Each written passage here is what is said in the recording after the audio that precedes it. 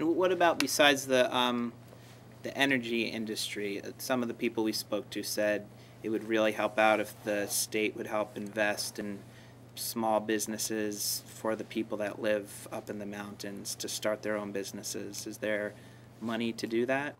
We're working right now on a revision of all of our tax incentive programs for businesses in the state.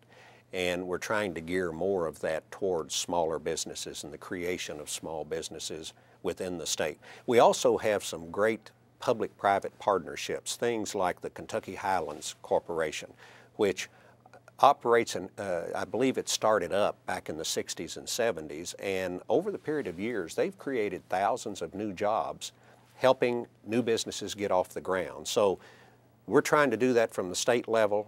There's also a lot of effort from the private sector and the semi-private sector to create those jobs.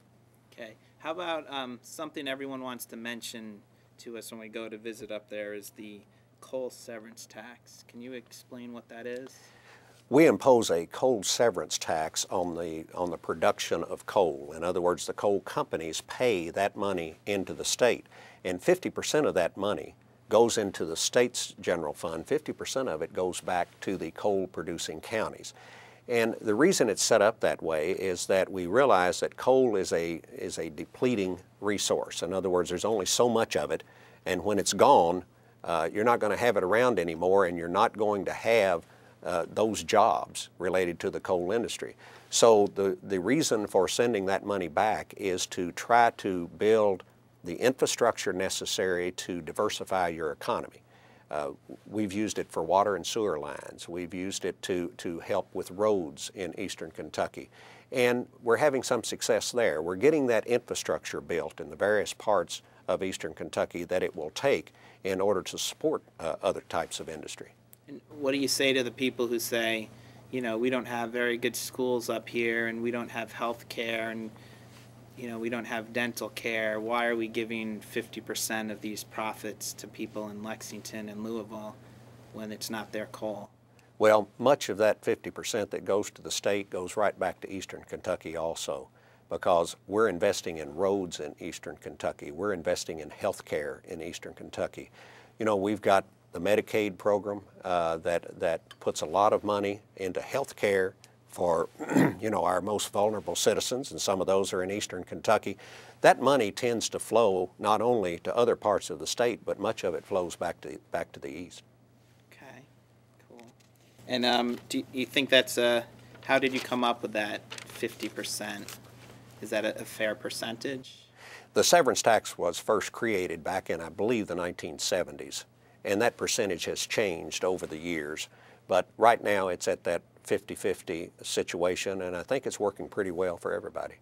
Cool. And not pointing any fingers at the coal industry, but is there anything they can do to help their employees and their communities? Anything that you could give a little nudge and say, help out your people? You've got some coal companies and coal operators that do just that. They invest in the communities as well as in their mines, and some of the money that they make they'll put back into the communities, because they realize that if they want to continue to get folks that are educated enough to go underground and mine, or to mine on the surface, you've got to have a decent education, you've got to have a decent quality of life, you've got to keep people there in order to have people to employ. They don't all do that, but certainly some of them do. Anything that, you know, no one's specific, but anything they could be doing better? You know, we work from the state level. We work both with coal companies and in a cooperative relationship and an antagonistic relationship, because we do the enforcement of all of the different rules and regulations on mining. And we obviously want those rules met and obeyed, and that's our job. We want to make sure they understand them, but when they understand them, we're going to make sure that they obey them. So we have a good working relationship, but it's an arm's length relationship that you have to have there, because you enforce both federal and state law. You think, are they doing the minimum to stay legal, or do you think they're caring for their employees and their communities? I think it depends upon the company. You've got some companies that are great companies. They're responsible. They're good corporate citizens. They care about their employees. You're always going to have some that don't feel as strongly about that as others. But our job is to at least make sure that they comply with the law, and we work very hard to do that. I don't know if it's your strategy, but a lot of states try and like give huge tax breaks to get big like call centers or manufacturers to come to their area.